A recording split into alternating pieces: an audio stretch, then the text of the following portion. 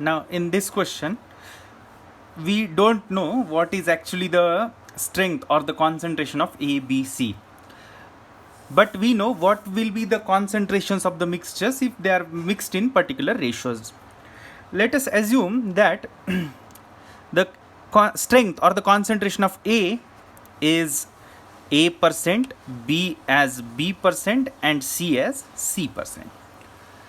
Now we know that if we will mix these three in the ratio of 1:2:3, तो A%, B% और C% को 1:2:3 के ratio में mix करोगे तो जो भी कॉन्सेंट्रेशन ऑफ द मिक्सचर आएगा वो होगा A into 1 that is A plus B into 2 that is 2B plus C into 3 that is 3C upon 1 plus 2 plus 3 that is nothing but 6.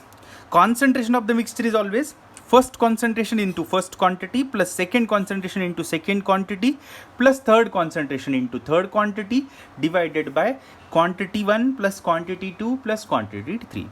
So we know that A plus 2B plus 3C upon 6 will be the strength or the concentration of the mixture, and we know that this is 20% और ये दिया गया है 20%. या ये 6 इधर लेके जाते हैं तो what we are going to get from this is A plus 2B plus 3C is actually equal to 120.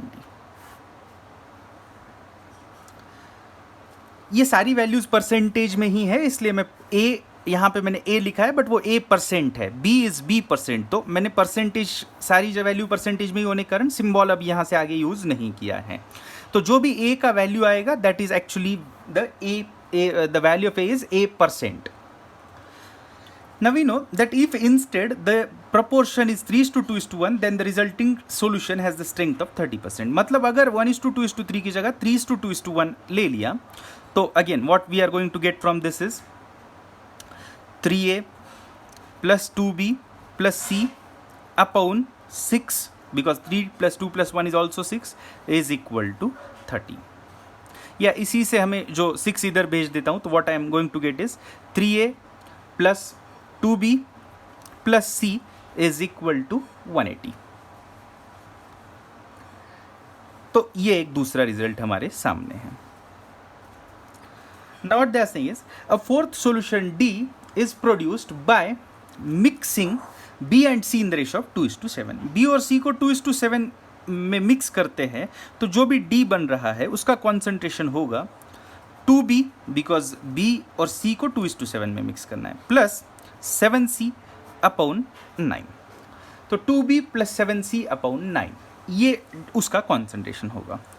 Then they are asking me the ratio of the strength of D to that of A.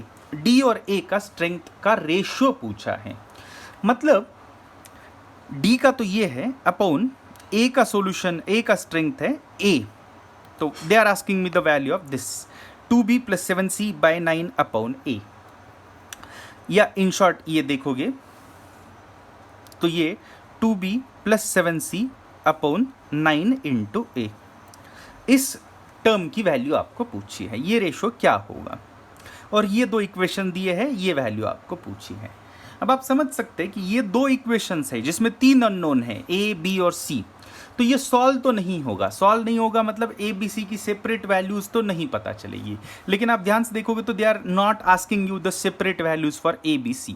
What they are simply asking you is the ratio of 2B plus 7C upon 9A.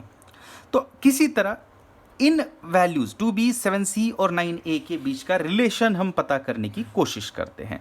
उसके लिए हमारे पास यहाँ पे दो equations हैं.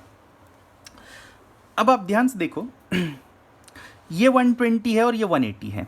इन दोनों को अगर सेम 120 180 0 0 कैंसिल करेंगे तो 12 और 18 2:3 के रेशियो में है. तो अगर मैं इसको 3 से और इसको 2 से मल्टीप्लाई करता हूं तो ये दो टर्म्स इक्वल हो जाएगी. मतलब 120 का ट्रिपल होता है 360 और 180 का भी ट्रिपल होता है, 180 का डबल होता है 360. तो इसको ट्रिपल करेंगे, इसको डबल करेंगे तो ये दो इक्वेशन सेम होंगे. तो इसका ट्रिपल आ रहा है 3A plus 6B plus 9C. Triple कर दिया. और इसका डबल करेंगे तो ये भी 360 होगा, मतलब इसका ट्रिपल इसका डबल सेम है। इसका डबल करेंगे तो वो आ रहा है 6a plus 4b plus triple double किया तो 2c, और ये दो हमें पता है इक्वल है। अगर मैं थोड़ा इनको, हमें 2b 7c, b और c को एक साथ रखना है, a को अलग करना है, तो a को अलग करने के लिए a की टर्म्स एक तरफ करता हूं, तो ये 6a और ये 3a, 3a इधर आएगा तो सब्ट्रैक्ट होके आएगा 3a। 6b और ये 4b इधर जाएगा सब्ट्रैक्ट होके, इट विल बी 2b।